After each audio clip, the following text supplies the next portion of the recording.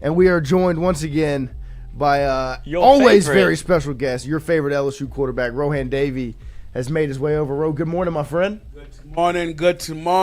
How are you feeling? I'm good, man. I'm feeling good. Game a day away from game day, so the day before I'm always excited. Of course. Yeah.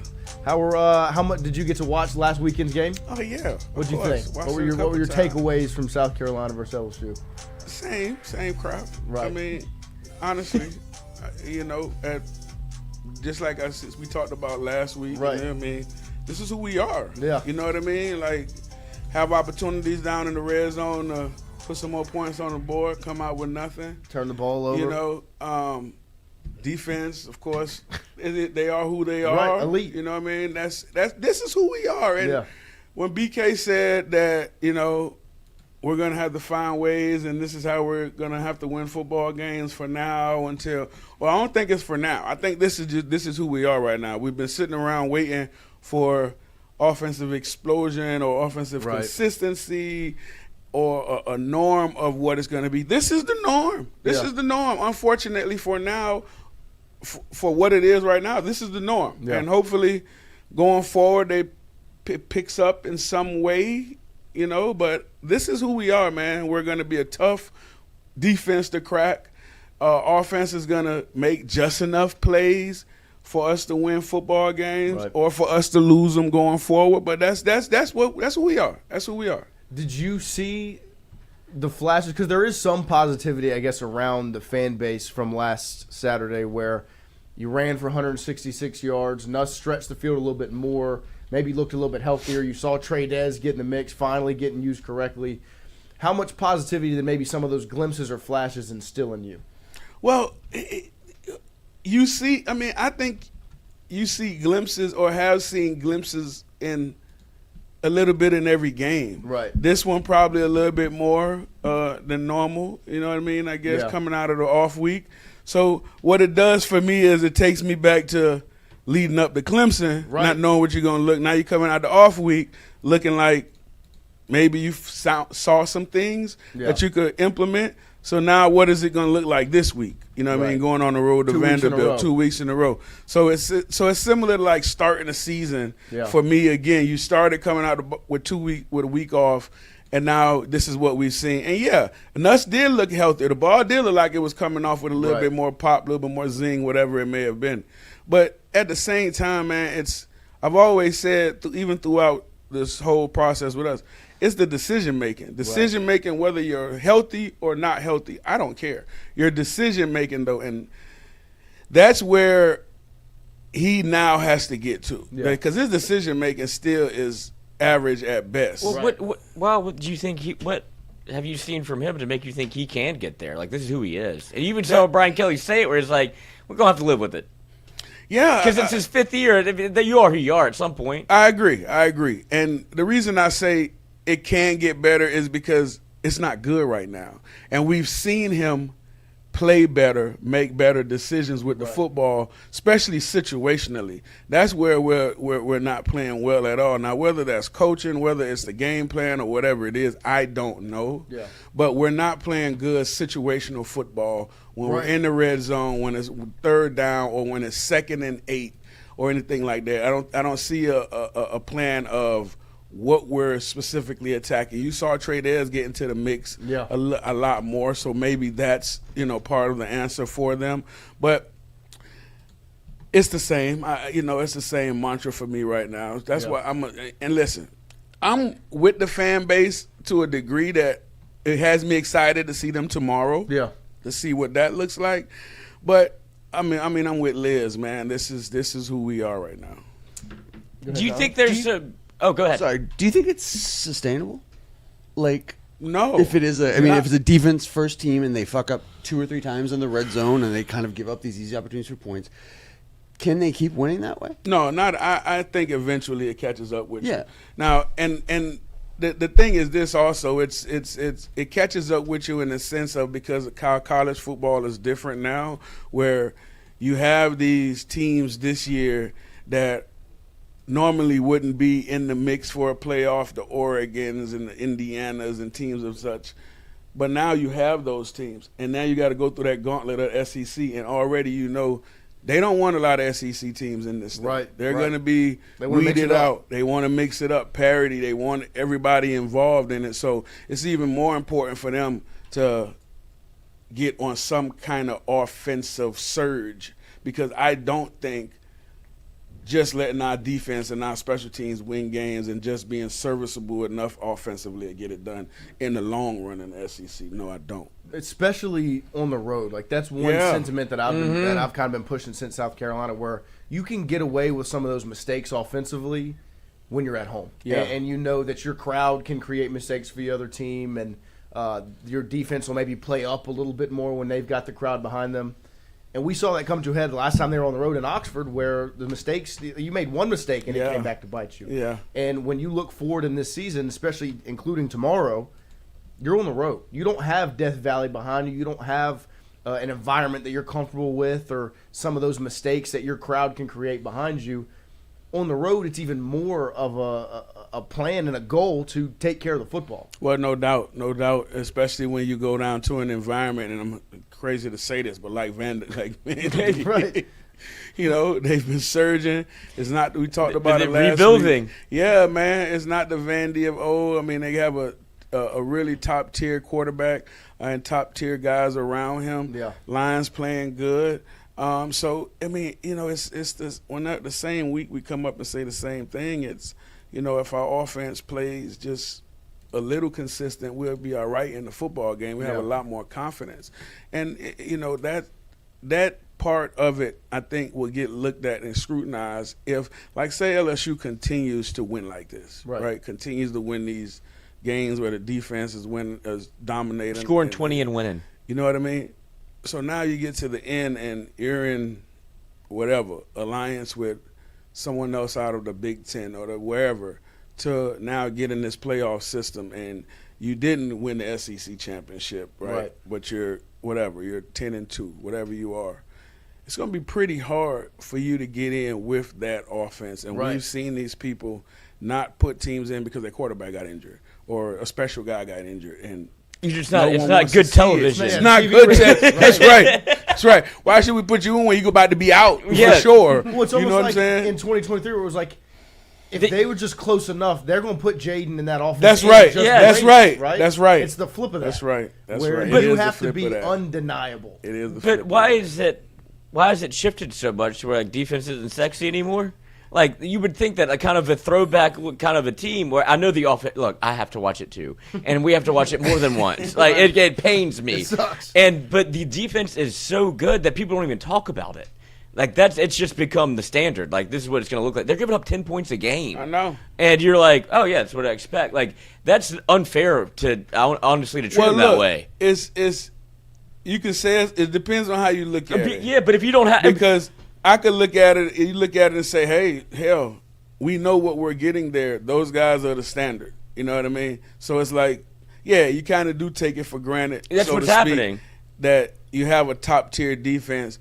But it's also like the coaches, you got a Blake and Corey and all these guys, they look at it like, shit, this is what we expect. You know what I mean? This is what we do. This is what we expect. So would we be treated the same if we were winning 65-40 every week? You know, like, I don't know, just to think about that. If the offense looked really good, and the defense was maybe just good enough. Right. Yeah. I think that it wouldn't be looked at the same. Yeah. It would. No, I don't think it would be, because you would still look at it as defense is pretty good. Right. Yeah, 40's fine. That's what I'm saying. That's what's crazy now. That's crazy because a 10-point per game offense is elite. That's the same thing as a 50-point per game kind of offense. No doubt. Nobody looks at it that way. No. And that's because it's an offensive league now. It is. Football is, they want to see points. They want to see consistency at the quarterback position. They want to see consistency at the on offense. And you know, the old adage of defense wins championships. True. Yeah. To an extent, right? Well, if this was 2000, right? You got to score. If it was, but if this was 2000 and you had the Ravens defense, like you have Trent Dilfer at quarterback and you're winning a Super Bowl. Yeah. But that was vaunted as how almost the standard of what football should look like. And now it's flipped so much on its ear of you need to have Joe Burrow and the Cincinnati Bengals and score 50 a game for it to be sexy. I think the problem with us and the fan base and all that was because of the expectations created by the off season. Right. You had expectations out the wazoo when most of your money went on offense. Right. Not saying you didn't bring in some really good guys on defense. It's clear the transfers. Delaney's wonderful. Right. But most of your money went to these guys, the Barry and Browns, and these guys coming in. And you had a quarterback And return you had a quarterback for 4,000. Exactly, Right. and that's up for the high. So I think And 2 offensive linemen who were supposed to be able to that's run and pass what block. right. But that's what created this Yeah. of we're going to be this, we're going to be that. Yeah. We heard about it all off season, and so now you want to see it. And for you, it's like what they say, man, under promise and over deliver. That's, Right. You know what I'm saying? my motto. Yeah. And we oversold it like crazy. Right. So now the expectations, and not just from us, this was a nationally campaign. This was Right. nationally Right. going Best on. receiver corps in the with country. That's right. Best team. quarterback. Yes. Yeah. So this was a narrative that was pushed, and I'm telling you, I think that all of this on Nussmeier, and he's not used to all of this attention. You drive down 10, he's on Arsenal's billboard. He's Right. on Gordon's billboard. He's on, it's like nobody knew about him. Boom.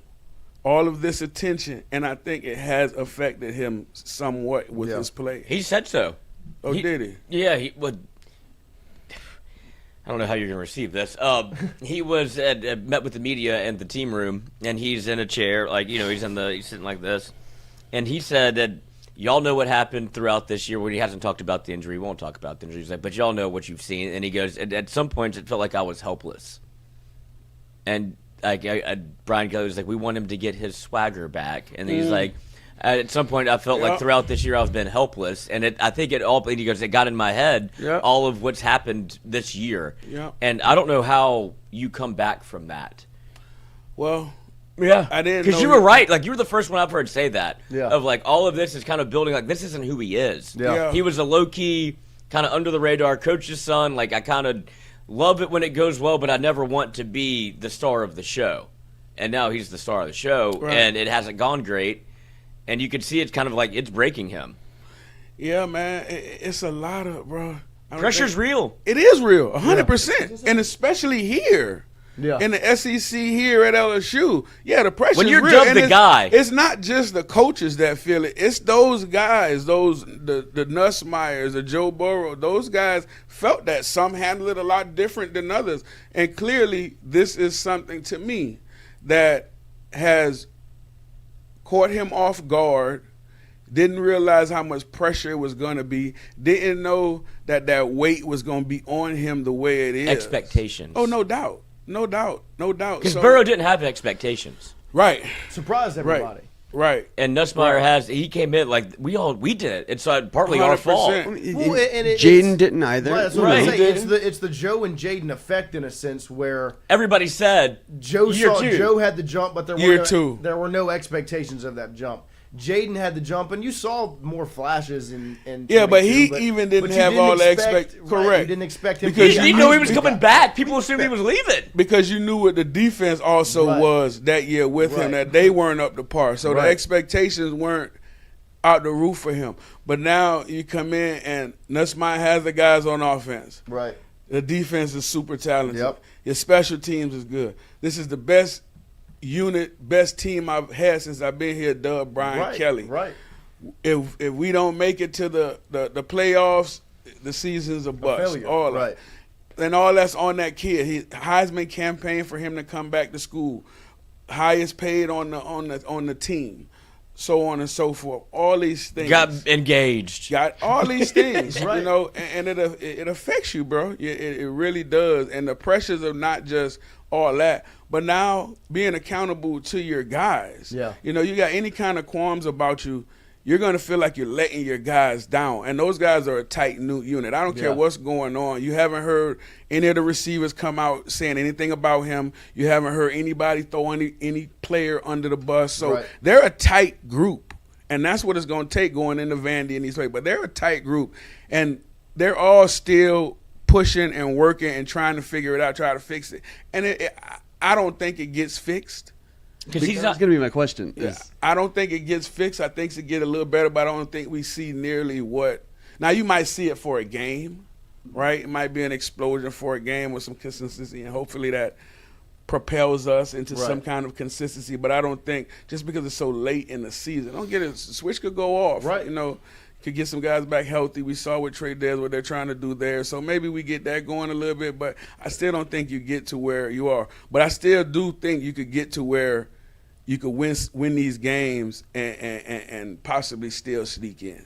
And I think that this Saturday, tomorrow, is an interesting one because these two offenses are almost like opposites. Correct. Where Vandy is what LSU wanted to be, where your identity is your quarterback and everything goes through him. And that's who Vanderbilt is. Right. Everything is around Diego Pavia, through Diego Pavia. Yeah. Vanderbilt is Diego Pavia. Yeah.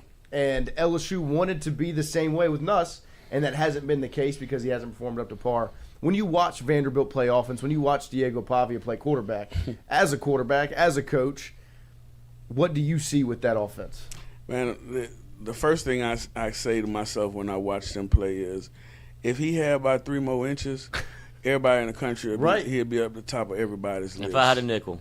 That's right. For everyone, right? I'm telling you. About 3 more kids and I got none.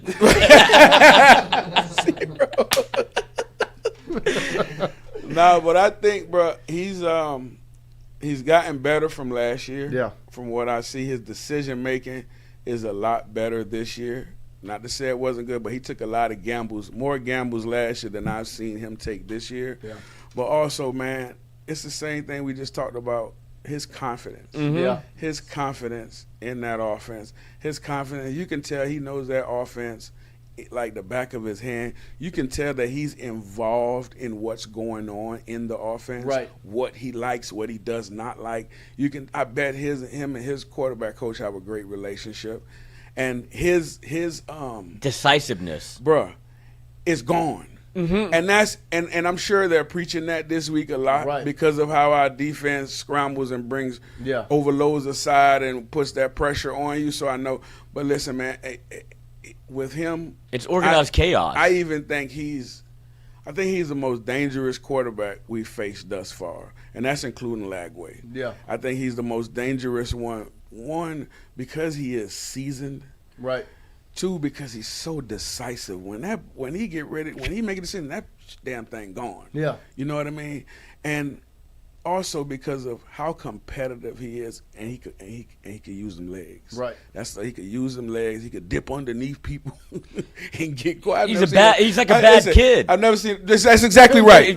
That's running under the table and you trying to grab him and you can't damn grab him. Yeah. No cookies, no snacks. You know what I mean? Where'd they go? Bro. Chocolate all over his face. And we gonna have to because when he's back there, it's like a running back once he gets moving. Right. So it's like, bro. But you would put him ahead of like Chambliss even? Who? Chambliss. Oh, from Ole Miss? No. The best quarterback in the SEC to me right now is the kid out of A&M. Really? Marcel Reed? Yeah. I think he's really good, bro. I think he's really good. I think that he's playing most important, he's playing really good. Yeah. But Pavia's the best fit. He's playing really good. And I think that's kind of like what I was saying with the identity, where like the opposite of LSU, where LSU, we've talked about it ad nauseum, the discontent or the mess between play caller and coach and quarterback and all of that, where the offense doesn't have an identity, the quarterback doesn't trust this, that doesn't trust. Vanderbilt is the opposite, where Pavia trusts himself, the coaches trust him, he trusts the offense, he trusts the coaches. All of that works, and that's what makes them dangerous, where like even if you take away this or you knock them down a peg, they know who they are and they're not going to stop. And that's what makes them dangerous.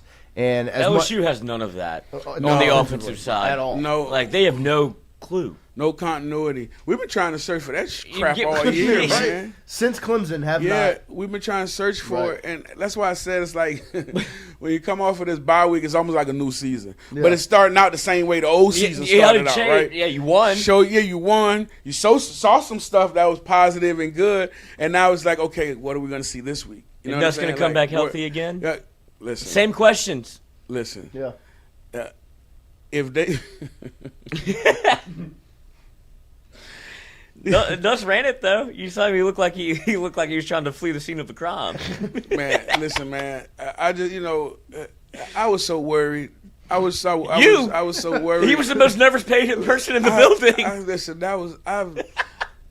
I've seen a lot of runs in my life, but that one there, just looking around and trying to see where they, like, bro. Once he got the first down, I was like, just get down, please. And they talking about they want him to keep running and doing all this stuff. I'm like, bro, it's part of the game, and you're gonna have to do it at some point. But the way he runs is scary. You know what I mean? Like, it's scary, bro. Yeah, and it's almost like when he get to He'll the hurt point, he don't. It seems like he's indecisive whether or not I want to slide, I want to go down, like how I want to do this. They got to get that corrected. He doesn't know how to do it. I know, because he doesn't run. Right. He And looks then like when he still wants to throw it. And then when he run, his chest, everything is exposed. I mean, bro.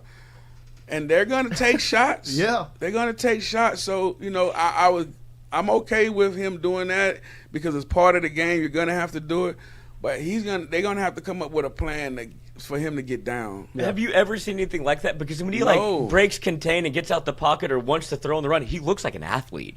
And then when he gets in the open field, he is as terrified as anybody I've ever. It looks like he thinks anybody on the field Everywhere. can tackle him.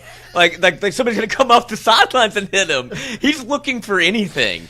And it's like, bro, there's nothing but pinata green grass that's in front gonna of you. Yeah. Like, somebody's gonna hit him and the ball's gonna, the ball's gonna explode. Listen, man, I don't want to see it. I'm telling you, I don't want to see it. I was so nervous watching him. He makes run. me nervous. I was Yes. so nervous watching him run. You'd rather watch Garrett Nussmeier run or Tom Brady run? Tom. Tom at least is seen like, him he both- knows I'm the both sticks wanna on. play. I'm going to tell you, that's a damn good question. Because Tom running is... He eats up the yardage, though. He do the same thing. His head He be on does. the swivel, too. His head be on the swivel, too. Both of their heads be on the swivel. But I'm with Big Dog. Like, Nuss do look like he runs like... Like- you can get hit the from clock is gonna anybody. go off. Like, his own player's going to hit him. You Yeah. know what I mean? Like, man, I don't know, bro. To answer that question, I don't want to see... And we've been clamoring for it, too, which is think- like, we But need to see him do The it. crazy thing is that Bro. that asking you that question for you to be that dumbfounded when, in my opinion, nothing against Tom, Garrett is faster and Yes, more he's- athletic. oh, no It doubt. should be without a doubt. No I'd rather doubt. watch Garrett Nussmeier run. That's But right. It That isn't. speaks to the credit of like that. It's that. It's bad. Terrifying. Yeah, nobody don't. I'm scared when I see him Me take too. off, bro. Yeah. I'm scared. But it didn't look like that run he had against Southeastern. You know what I mean? Right. When he ran down the Yeah. sideline But and he stepped still out almost of bounds. stepped out of bounds. Almost, for but no he- reason. It's doesn't you know know what he's doing. you know what it's like. You ever watch Do you like think have you run before? Is the that's what I'm question. saying. You ever watch those videos of like old men when they over the hill and they want to race their niece or somebody? Thanksgiving. Or they cut. There you go, Thanksgiving. And they take 3 steps and they look like Bambi Yeah. and they just pow. Yeah. That's what it looks like. He's never put his foot on Right. solid ground Like he's before. running on ice. You know what I mean? So, oh man, I don't know. I think I'd rather see. Tom. I might rather see Tom. Yeah. Tom was decisive. Oh, Tom was decisive. Tom would love to hear it. It's Yeah. the first time he's ever Yeah. been the answering that question. but oh he my ain't running out of sight neither. Now. No, but but Nuss it's and Nuss it is is. perplexing. decently athletic Yeah, enough. You know what I mean? right. He's definitely faster. Right. Oh yeah, Golly. the coach, Vanderbilt's coach Lee had him. They got him. like They clocked him at 20 miles per hour. 20 miles an hour on Who? the GPS. The Nuss. Vanderbilt coach when They got Nuss him on the took off, GPS. or he's like, When? Yeah, Against South Carolina. I don't. on that run. I don't believe that. No, but I would be saying the same thing. Like, yeah, dude, yeah, he's dangerous. Convince him to run. Yeah, no, he goes 20 miles per hour. 20 miles per hour. Like, that's the fastest Like, guy. I can't believe with it. both your signals on. 20 miles per Yeah, hour. the No, hazards I don't on. believe that. No. The last thing we want is for him Hazards to run and against us. Brakes are Yes. on. Fonz in the chat says 24-13 LSU. We'll get the chat to roll in some score predictions. What do you expect to see tomorrow? Score wise, game wise, what are you anticipating? You know, I anticipate early us having a little problem with Pavia, just because I know we've seen quarterbacks that are dual, but we haven't seen anything like this kid. And the way they get the ball out, and he's just so decisive, I think, earlier on until Blake and them figure him out, that they're going to move it. I'm not sure how many times they touch the end zone, but I think they're going to move it early, and then defense is going to lock down. Offensively, I expect them to still continue to try to run the football. Yeah. I do. I mean, Durham looks like he's a lot healthier. He's definitely our best runner, best running back. So I look for them to still try to continue with the little screen game and the quick popping game that they was trying to implement the whole season, and run the football a little bit more, continue to keep the big fella involved in it, but also know that there's going to be more eyes on him now too. Right. You know what I mean? So now hopefully get a chance to see that core come to play with hopefully the big fella taking some of the attention away from them and being able to get some one-on-one matchups and just some decisive throws where you know it's one-on-one, you know what you're getting. Right. It's like we in one-on-one at practice, you know what I mean? So it's just me and whoever the one-on-one guy is, and boom, boom, boom, take what you do, get to your check down, get to your screens. Special teams, I think, is going to be the same. I think LSU wins in a close game as usual. Yeah. What we've been seeing all year. I think the defense gives up about maybe an average in 10, so I think they give up about 14.